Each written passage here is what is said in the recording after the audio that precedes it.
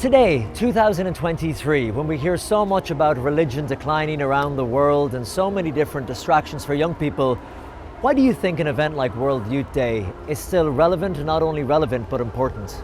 Well, one thing, is the faith in some ways is declining in the West. Other parts of the world, it's not. And one thing about these World Youth Days, you see Catholics from all over the world, and it breaks us out of our sometimes Western, myopic view of things. So I love that. You see the vibrancy of the faith in Africa and Asia, etc.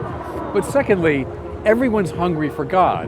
Whether they acknowledge it or not, whether they feel it directly or not, everybody's hungry for God.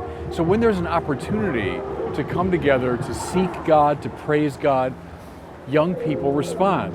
They don't want an uncertain trumpet. They don't want a vacillating message. They want something clear. And when they get it, they respond to it. It's interesting when you say that. They want something solid, something with a solid foundation, something clear. We dumbed down the faith for way too long. My generation got to dumb down Catholicism, and it's been a pastoral disaster. And that's not just my private opinion. You can see that in every survey. When you ask people why are they disaffiliating, in the Western world anyway, they'll often say, I never got my questions answered, religion seemed stupid, it's out of line with science, etc., etc.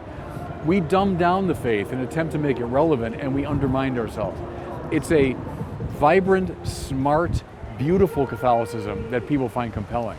And do you think there was maybe a complacency? I know in my own country of Ireland, when we did a report recently looking at the decline of the faith, and a country that was once called the lands of saints and Holy scholars, Ireland, they had the people coming, 90% attendance. There was no great need to evangelize because the people were there, the pews were filled. I mean, evangelization is the task of the church in every time, in every age. Whether you got 90% coming or you got 20% coming, our job is to evangelize. Pope Benedict said the church does three things. It worships God, it serves the poor, and it evangelizes. So that's the task. In season and out, whether we're successful culturally or hated culturally, we proclaim Jesus Christ as Lord. When I've been speaking to young people here, all the worries and the anxieties, you think of what has happened in the world since the last World Youth Day in Panama, with the war, with the pandemic, with everything. What do you think young people should leave here with a sense of that they didn't have when they came here? How should they have changed? I think it is tougher being a young person now, and the pandemic had a lot to do with it, but also the rise of the social media in its negative aspect. I love the social media, I use it, but it's got a very negative aspect. And these young people, they know this. The numbers of anxiety and depression, suicidal tendencies are all spiking among young people. And a lot of it's related to the social media. I want them to come away with a sense of, that world, you can use it, it's a tool, but that's not the real world.